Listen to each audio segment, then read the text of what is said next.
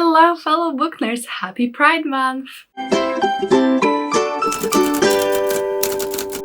So welcome to the newest reading vlog, and this month the theme is Sapphic books. So we're gonna be reading lesbian romances, and I'm very excited for this because I feel like this will give me a chance to, I don't know, explore a little bit more of LGBTQ+ literature. I feel like I've read not terrible amount, but not as many as I want this year. I don't think I read as many as I want to read, so I thought this would be a great opportunity. And being bisexual myself, I feel like that's a one side that I don't really explore as much. I read a lot of straight romances or just books with straight romance in it, and I thought it'd be really fun for this Pride Month to read a little bit more diversely, read some Sapphic romances. There are 3 books that I'm super excited about, and we're gonna see how I like them. They're all fantasy because that's what I mostly read. I used to read a lot of LGBTQ+ books that were contemporaries because that was mostly what was out, and I feel like now there's so many genres, so I want to read what I mostly like, which is fantasy but make it gay basically. So like I said, we're reading 3 books. So the first one is A Dark and Hollow Star by Ashley Shuttleworth. So this one I think has a pansexual main character, but there are 2 romances, and one of them is a lesbian romance and one of them is a gay romance. So I'm super excited. I know that this is an urban fantasy set in Toronto, and we have like fairies and stuff, something like that. Then we have The Unbroken by C.L. Clarke. So this is a military fantasy with a lesbian romance. So we have a princess who wants to like overthrow the current ruler or something like that, and we have a guard who she wants to bribe to come to her side, and I think they have a romance going on. And the last book is Jasmine Throne, which just came out I think like 1st of June or something like that, and that one is a South Asian inspired fantasy novel, and it has lesbian romance. I don't know anything besides that. So we're gonna be starting reading today, I think, and I'm so excited, really hyped for these. I think I'm gonna love all of them. They're all very thick. Like, look at these bad boys, they're so big. It's gonna take me a whole month to read it, and both of these are actually Illumicrate editions, so they have sprayed edges and they're signed. So how exciting is that? Look at me actually reading my subscription box books, and this was blurred by Alex E. Harrow, who I love, and Tasha Suri, who's the author of. So I am only 2 chapters in, but already, what is this author doing? They breaking like a cardinal rule, and all the characters' names are so similar. But one's name's Alecto, one is Arlo, and that was Aurelian. Are you serious? How am I supposed to remember that? Hello, it's been a week since our initial chat. I've been terrible at updating, but I've been reading. Yeah, I've been kind of reading. Less than planned, but kind of. So initially my plan was to read 1 book a week, so that in end of 3rd week I still have plenty time to edit, post a video, whatever. We're now 1 week in, and I'm halfway through. The book is 500 pages and I'm on page 240. So not exactly to plan, because now I have to finish it, God knows how. Read Unbroken, which is enormous. Read Jasmine Throne, which is enormous. Yeah, we'll see how this vlog goes, but I did not read this because I wasn't enjoying it, so there's that. It's an urban fantasy set in Toronto. Our main magical creatures would be fairies. So we have like fae, you know, the whole chords of summer, winter, spring and autumn. We have the Seelie, the Ancilly chord, all of that good stuff. And all of them are living alongside humans, and they're like staying secret, like, you know, like typical urban fantasy things. We got them. But what I really like as well is that there's another dimension to like the magic, because the fairies are like classed as mortals, same as humans, even though they have like extended lives and magic, all of that. But then there's also the immortals, which is literally gods. And I really like it because the gods, from what I'm getting, they're based on Greek mythology. So in the olden days, immortals will have the main power, and they thrived on people worshipping them. So when you think about like in ancient Greece, if people worship them, the immortals actually thrived on that, and that's how they fueled their magic. But then eventually people stopped worshipping worshipping them and they got banished. They can basically only be in the immortal realm, but they cannot cross over to the mortal realm. At least most of them can't. There's like exceptions, whatever, but most of them can't. One of our main characters, because there's many of them, we have one of our main characters called Nausicaa. She is the former Fury. So if you don't know, Furies in Greek myths, there were like 3 of them. They're kind of harpy-like, and I think they were like vengeance god or whatever. But in this world, their role was to like right wrongs. If someone was misusing magic or playing with fate or like breaking whatever destiny, whatever, they stepped in and killed them. But Nausicaa, she actually went against what she was told to do by fate, and she ended up killing like a ship full of people who were not destined to die, and because of that she gets banished.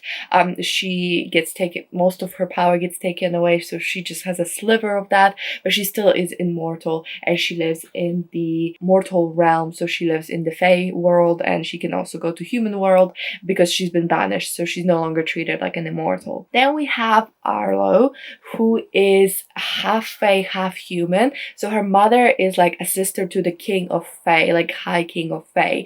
But her dad was a human, and basically have like, if you have human blood but you're also Fae, you're called Ironborn. And these Ironborns, they get kind of judged, they get weighted, where if they have enough magic, they can stay in the fairy world, whatever, be recognized as fairies or fae, which is better. Or if they don't have enough magic, they actually get all of their memories taken away, all of their connection to magic taken away, and they get like banished to the human world basically, and they just live as humans. Arlo just had her 18th birthday, and normally for Ironborn, that's like the time they're mature. So she's not shown any great gifts, any great like propensity for magic. The only thing unique about her is that she can sense other people's magic. So she basically can see these auras, and the auras are like flavor of their magic. So those are the 2 main female characters. Then we have a secondary like male characters. I assume they're the other Romans. They're have very small role, but basically one of them is like a high prince of summer, I think, and the other one is his like friend from childhood. And what connects all of them together, and the big like encompassing plot, is the fact that Ironborn children have been murdered, like loads of them, and they were found like completely like their bodies desecrated, whatever. They were found all over the place, and someone's killing all these Ironborn. So all of the people I just mentioned get involved in the investigation to figure out who is the one killing all the Ironborn children. So far, I am really, really loving it. I really like how a lot of it takes place in the Fae world, but like it's kind of like different than normal. They are quite modern. They do have like electricity, whatever. It's not like typical Fae world where it's all medieval and stuff. So I like that. And then Toronto is an interesting setting as well. I wouldn't say we've used it that much. Like it could be any other city. I don't know much about Toronto anyway, but like nothing made me feel particularly like it was in Canada. It's still very fascinating. I really like the characters. I think calling 3 of them, because Nausicaa's first name used to be something else and it started with an A, and there's 3 characters starting with an A. It's like a bizarre choice. And then also having the 2 main female characters having a lot of point of view chapters, but then the 2 male guys, they only had like a handful. Like I'm halfway through the book and they maybe showed up 4 times. I don't hate them, I just not become attached to them particularly, because with the female characters, especially Arlo, we get to know her cousin called Seldian or something like that, and he's awesome, and like we get to meet her family, all of that, so we really like get attached. And Nausicaa as well, I think she has a lot of points of view, so they really like kind of feel for her and stuff. But so far I'm really, really, really loving it. I didn't expect to like it as much as I do. Like I got this in the Illumicrate box, so I was like, might as well read this, but I'm like really loving it, and I think I'll definitely read the sequel. I think it's a duology, but God knows. I really like the world, really like the characters. I like how it's all woven together. The plot is really interesting. Interestingly, we also get like a perspective from the killer's kind of, but it's all a little bit vague. So it's kind of like a murder mystery, but we also get glimpses of the killer doing the deed or whatever. That was an interesting choice. It took me a while to like catch up because you don't realize who they are. I just like the writing as well. It's very, very engaging, really easy to read, and like makes you want to keep going. The world is pretty well explained, and I love how they incorporated all these immortals, because normally for me I think of Fae as immortals because they're, you know, like live for so long, whatever. But in this, it's like, yeah, the Fae live long, but the immortals are literally immortal. You can't really kill them. You can kill them, but not with like a knife or whatever. They would have to be unmade by other immortals. So like an immortal could unmake another immortal. I think it's like a very specific process. It's not just as simple as stabbing them or whatever. So I really like that because it was incorporated so well, and I'm really, really enjoying all the Greek myths and all of that. And I love that the main character is a Fury. That's very interesting. I like the main that Arlo's 18 as well, not like a 16-year-old. I don't know, it changes the vibe, I think. She's still a little bit naive. Otherwise, the whole vibe of this, I love. I mean, she looks gorgeous. I'm really on board with the romance. So far, it's very like slow burn because Arlo thinks that Nausicaa's the killer. So, you know, it's like we're getting there, but it's slow. But I really enjoy it. I think it's been doing a very great job of entertaining me.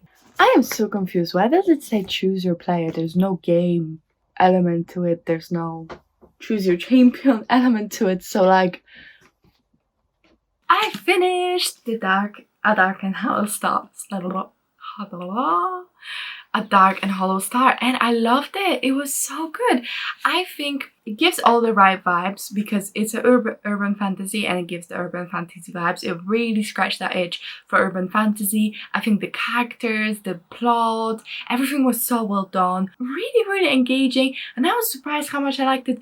When I tell you, I had absolutely no expectations.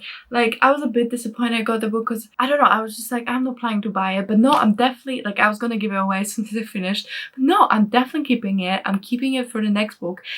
Goodreads says it's a dual, like, there are only 2 books, but, like, from the end, it feels like there could be definitely, like, a big series like Cassandra Clare thing. This was so good. I actually take away my complaint about the 2 main characters being there, because I feel like they definitely pulled their weight in the end. I really loved how they became a little troop together. I really liked how all of that tied together. I feel like it's gonna have even more like tie-ins later on. I do feel like the final like alternate villain reveal at the very end, if you read it, you'll probably know it's like the last chapter. I feel like that was pretty obvious. I was really hoping that's not where it was gonna go. I was like, please make it interesting. Don't just do the same thing every other author ever does. But it didn't impact my enjoyment so much that like not read the sequel or whatever. Like, I still read it. I feel like it's gonna have more betting on the sequel actually, so we'll see. But I liked how it all tied together. I already told you I love the world. I really liked the romance. It was super slow burn, and it didn't go to like at a crazy breakneck speed. Like, it went very realistically, but I loved the bond and the friendship that developed first. Really well done. Overall, I really like this book, and I give it 4.5 stars, although it was 5 on Goodreads, and I might change it if I feel like it at the end of the month to 5-star on my spreadsheet as well. So stingy with it. Also found out that the author is gender fluid and uses they, them pronouns, so that's super cool. I'm not sure if I refer to the author by other pronouns through the video, but if I did, I'm really sorry. I just discovered this as I was putting it into my spreadsheet because it says, and also when I read the back because in the little bio. A really good read, really lovely Sapphic romance, even though it was just the beginning. And I really like also that during Pride I got to read from a gender fluid author. So overall, massive win. This one's the one to beat for now. We'll see how that goes. I'm thinking next I'm gonna start Unbroken. It's staring at me. This one took 2 days longer than planned to read. So we're 2 days behind schedule, but we know what we're hoping. That book is so big though. I find you a star, and we could be in love, lighting up the dark. But there's nothing I can do. I can never get to you. So I'm looking for a miracle. Like it's somebody be so beautiful, yeah. It's only a dream. It's how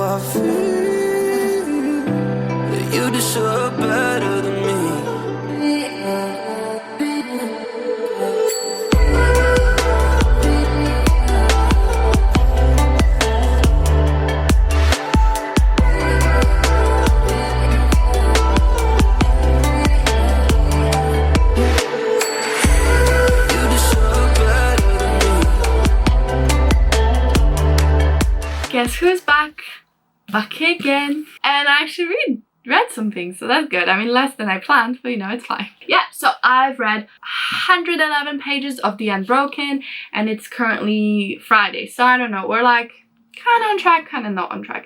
I was supposed to be further along by today, but it's okay. Let me tell you what it's about now that I a little bit know. So we have two main characters. One is Terrain. As a kid, she was taken from her home, which is like a desert country, and she was taken basically as a child and put in the military for the empire that is like subjugating her people. She was very young when this happened. She has no like affinity to her like actual home where she's from, because she didn't grow up there. She doesn't know anything. Like, she's a very loyal soldier. And her regiment actually goes back to where she's from, the city that she was taken from. On the first day, she stops like an attempt to assassinate the princess, but one of the men that tried to assassinate the princess recognizes her and says, "Oh, you're daughter of so-and-so." And she's like, "What?" And then they hang him, so she can't have any more answers. Then we have our second main character, whose name's Luca, and she's the princess. So her parents died when she was quite young, and her uncle took control of the throne as like a interim ruler until she's of age. And right now she's worried that he's not gonna give up the power and control because they don't think that she's capable. So she's gone to the city that she's in as well to do like a diplomatic mission and basically prove herself and prove that she can do this. And then eventually what happens is that Termaine, she ends up being involved in kind of like an assassination plot a little bit. So Lucas saves her life and wants her to be a spy for her and spy on the rebels. This is a high fantasy. I think it's a military high fantasy. I don't actually know what that means. I guess the main character is a soldier and it's focused on military, but isn't that most of them? I love this book so much because look at this, so pretty. I mean, I love this physical vessel of this book, because I found out this is what is the naked cover is like, and it's pretty cool. You know, I really like it. Like I said, I'm only 100 pages in, and really the plot summary just kicked off. I actually feel like I've said the plot for this a couple times, and I definitely heard it from other people, and it was inaccurate, so I don't know if I made it inaccurate or if I heard it inaccurately. But even here, like, the actual thing is a little bit inaccurate. We'll see, but so far I quite like it. I like Termaine. I think she's a very unique main character. She's definitely like a butch person, but she's cool. Like, I like her, and I think I really know where she's coming from. Luca, I feel like I know her less and I care about her less. What's nice is that there's some disability rep, because when she was little, I think a horse broke her leg, but I don't know what was the context there, but like a horse broke her leg and it never grew back properly. So she's got like a cane and she has to move around with the cane. And it does seem like there's been a couple instances where her disability actually like impacted her life, and it was something she had to think about. Because I know a lot of times in books it can be like, oh, you have this disability, but then when like there's action scenes or when it's like normal life, the consequences of that never get mentioned. And so far there's definitely been like an instance when it was a thing that she had to accommodate for, and she's really not like a warrior character. She's more like the thinking, scheming type. So I really like that, because sometimes you can get like two badass. All of them are fighters, none of them badass, but I really like that she even thinks that her greatest weapon is her mind. So it's like, how can she outmaneuver other people instead of like brute force? So I really like it, because I feel like they're gonna be such good opposites of each other, because Termaine is definitely like, she's not stupid or anything, but she's definitely like brute strength and like warrior type. So it's really cool to see like two different types of characters. I just really enjoy that. I don't trust anyone basically. There's like a mentor person here and I don't trust them at all. That's pretty much all I have to say so far. Really want to finish this by Tuesday, so we'll see how that goes, because it's a chunky boy and I still have to read Jasmine from. So I think it might have been a week or two since I talked to you. I kind of been reading, so I read 366 pages, and then, I don't know, I was just like really not feeling it, and then I ended up reading other books like YA thrillers, just not fantasy, and then we went to Edinburgh for my birthday, yeah, so it's at least been a week since I talked to you. The Edinburgh trip was really, really fun. I really enjoyed being in Edinburgh.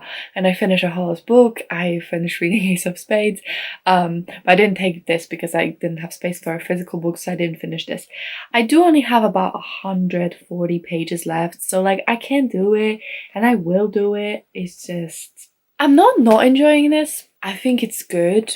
I like what I'm reading, like it's fun, I enjoy the characters. There's just nothing that really grabbed me or like really made me fall in love and just like I have to keep reading, I can't put it down.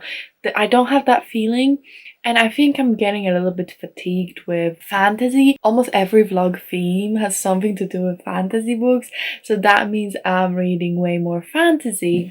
Because of that, I feel like I've been reading so much fantasy lately, and I have, like, it's just a fact, like most of my books I read are fantasy. There's nothing wrong with it, but I just feel like I need a break sometimes, and that's where the thrillers come in. And like, I started a thriller, I finished it like the next day, and then I read another. I finished it in 2 days, and I'm like, well, there you go then.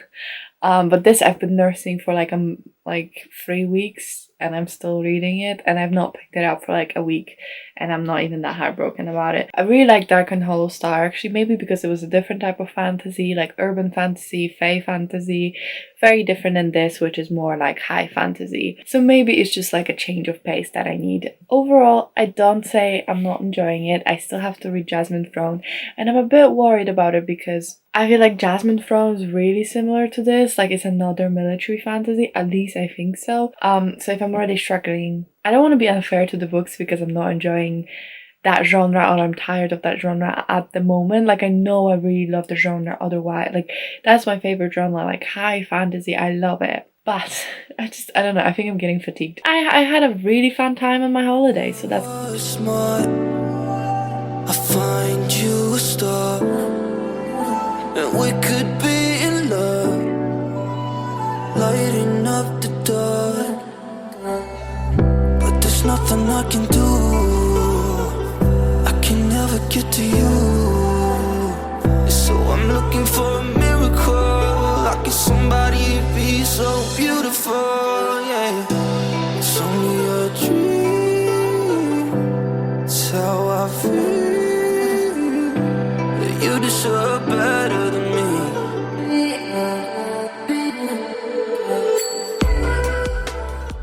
It's me. I look like a prep school girl, but you'll see other videos make sense. But anyway, I finished the Unbroken, and I felt like I would never finish it. But then I did, and I was really happy. He was fine. Like, I don't know what it is. I liked it, but I didn't love it. Even the romance itself, it's very slow burn. So if you're into that, check it out. Personally, I really like slow burn. But I don't know. There's just something about this one I was like very meh about. I will probably read the sequel. I'm curious where it's going. Like, the ending itself had me pretty hooked, and I kept wanting to read the ending. It's just, I don't know, I was in just such a bad mood. I did not want to read, but I wanted to finish it because I was like stressed about not finishing it. I don't know. I think it's mainly me. I'm sorry. Maybe if I read it at a different time, I would have fallen in love. Although what I'm going to say in a minute might change that. I gave it 3.5 stars. I think it was okay. Maybe I'd recommend it to you if you're really into like, what is political intrigue? More like a very brute version of political intrigue, you know, like fighting for a place and all of that. But it was alright. I'm sorry I didn't love it. I was really hoping I would. And I also started the Jasmine Throne, so I'm only 5% into it. But I just wanted to get in here and say that I'm really enjoying it, actually. I started last night and I like could not put it down. I was like actually looking forward to reading it, which was not what I felt with the Unbroken. I don't know, I was just like, you know, when you're not reading and you think about reading and you're like, yeah, I really want to pick that up. I want to know what happens.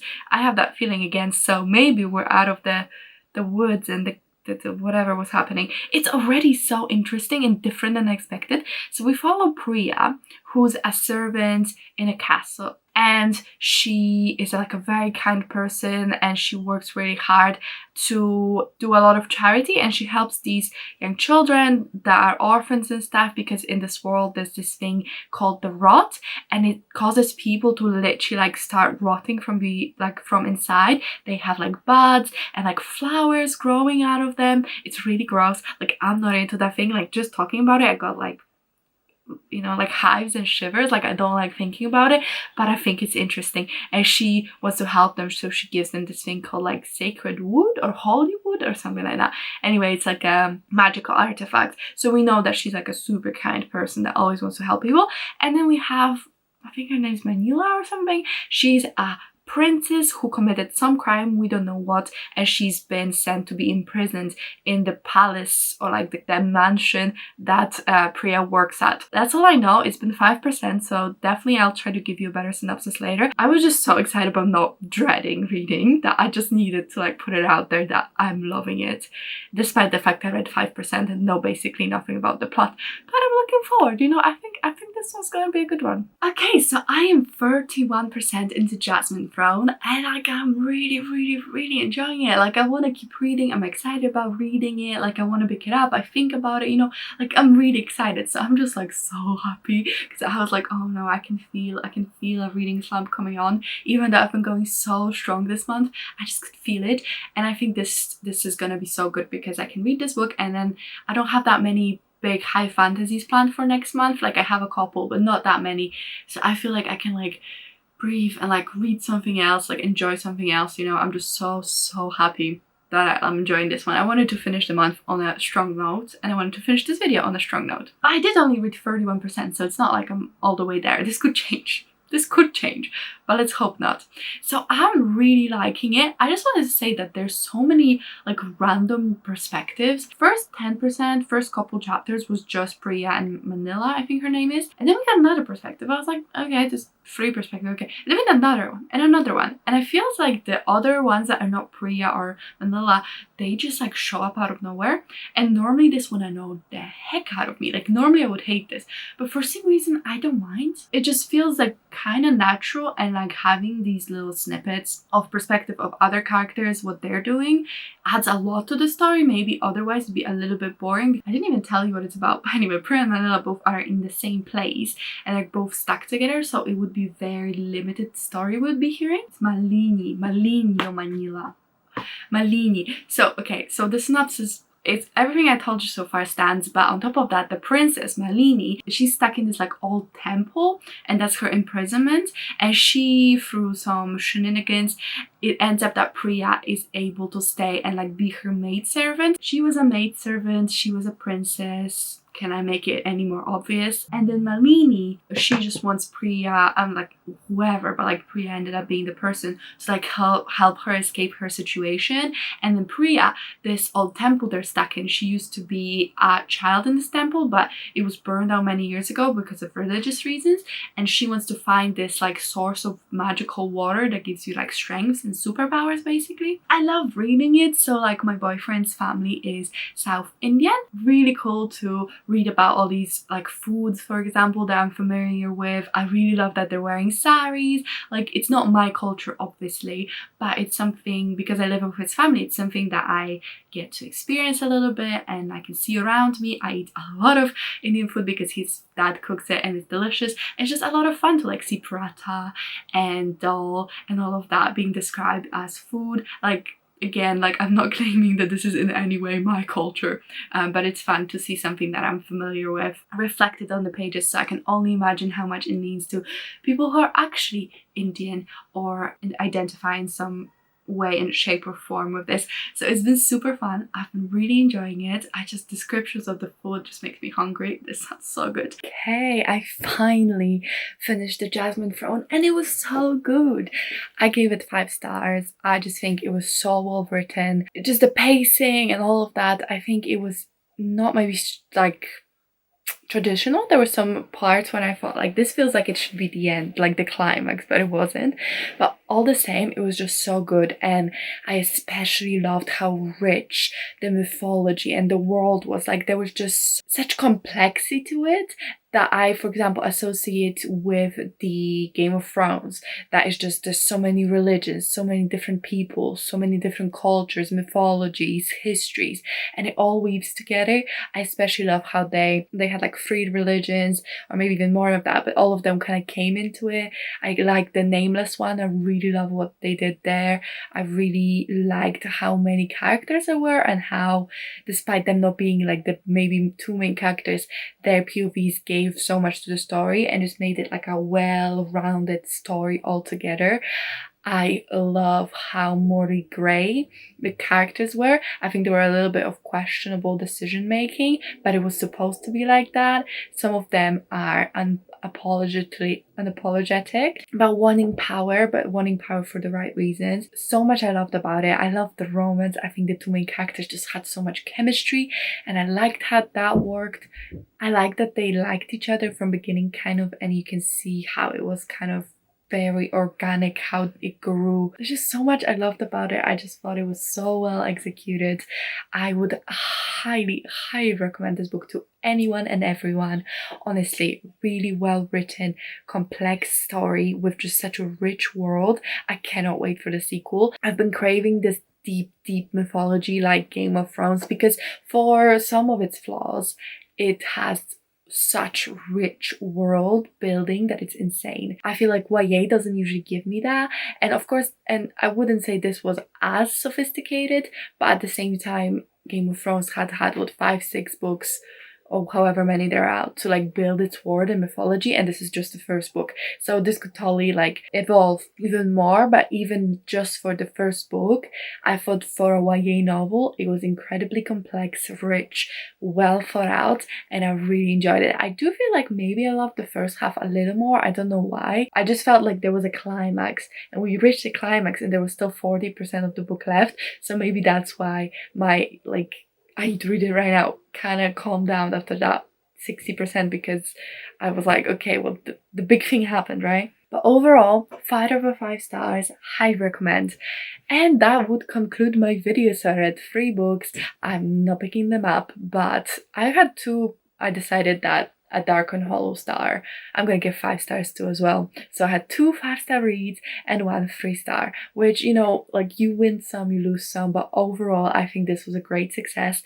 I feel like I got to experience some nice Sapphic romance, and I will have definitely more recs from now, because 2 of them were absolutely brilliant, and 3rd one is definitely it's gonna be good for a lot of people, just maybe not me. Yeah, I really love this. I ended up, it's like Wednesday. No, it's Monday. Sorry, it's Monday 28th. So this video is gonna come out after Pride Month, but hopefully you can still watch it, enjoy it, even if it's not in Pride Month. I did aim to have this finished by just the world, like life gets away from you, you know how it goes. Please let me know in the comments your favorite Sapphic books. I'd love to know. And let me know if you enjoyed this, if you read any of the books. If yes, what did you think about them? If you enjoyed the video, if you could comment, like, and subscribe, it really helps me out and I appreciate it. But that's it from me, and I'll see you in my next one. Bye!